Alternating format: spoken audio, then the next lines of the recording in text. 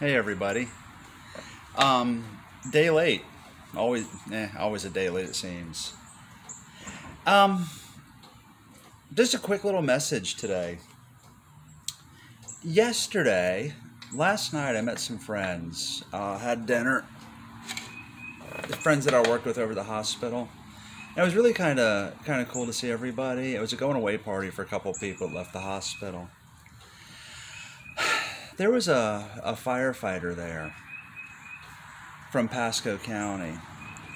One of the things that I do is I serve as a chaplain for first responders, firefighters, law enforcement, um, 911 operators, and it's really, um, I don't know, humbling and honoring that God's called me to do this, add this on.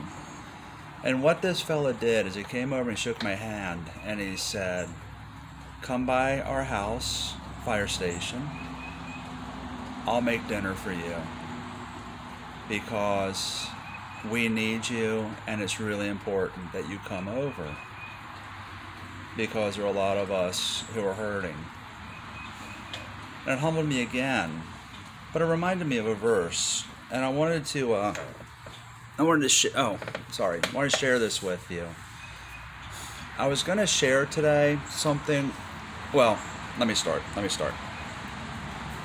So this is from First Thessalonians chapter 5, and what this is, Paul writes this letter to the church at Thessalonica, and this is the last section of the letter. It's his final instructions. What it is, it's most of these final instructions are in a lot of his letters, and they're just kind of like thoughts, stuff he wants to say, but it didn't really fit in the letter. So what it is, it's like, so let me finish, and he adds on a bunch of stuff. But it's important. So this is from First Thessalonians chapter 5.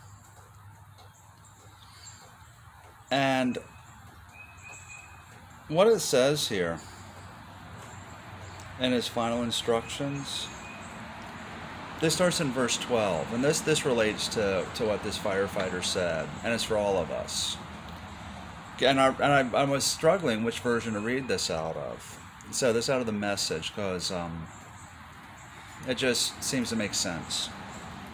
"And now, friends, we ask you to honor those leaders who work so hard for you, who have been given the responsibility of urging and guiding you along in your obedience. Overwhelm them with appreciation and love." I don't say this for me, but I say this for those leaders who are leading you. The leaders need appreciation. They need to know they make a difference. They need to know that, I guess like all of us, that they're noticed. And thank them. And it was interesting when I was studying for this, that this came up. So really what I wanted to talk about was the next three verses, 13, 14, and 15. It comes right after this. There has been a ton of talk at the end of 2020 and now with the new year, 2021, about let's be kind to each other, let's be nice to each other, let's show love to each other, good thoughts, happiness, I'm a good person, share the good. And this is true. But there's also a biblical basis for this. So this is in particular for Christians. So if you are a Christian, listen to these words. If you are not a Christian, look to those who are followers of Jesus, because this is our heart.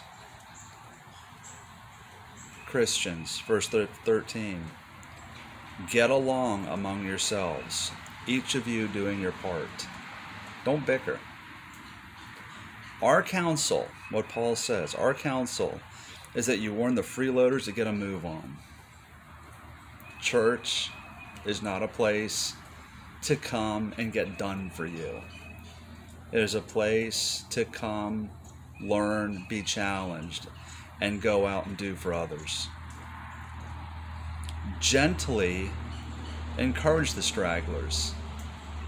Gently. And reach out for the exhausted. pulling them to their feet. And heaven only knows, aren't there a bunch of us out there who are just really dead dog tired, worn to the bone? Be patient with each person, attentive to individual needs. Don't get frustrated. Don't get angry. Be patient. And be careful when you do get on each other's nerves that you don't snap at each other.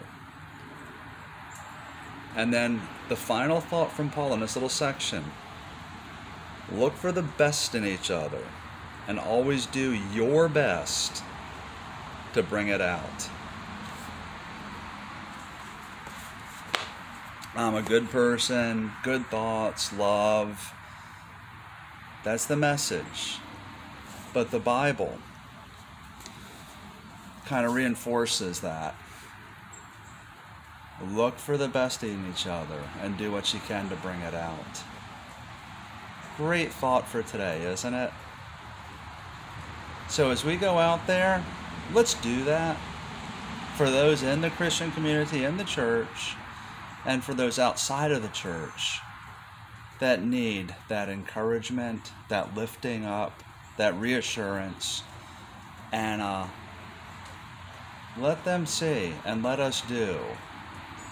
Well, let them see God in us and let us do for them what God did for us. And as always, guys, if this isn't what you thought of Christians, God, church, talk to me. Talk to a pastor. It's easy to be part of this family of faith. This is what it looks like. This is what it's supposed to look like. Have a happy Sunday.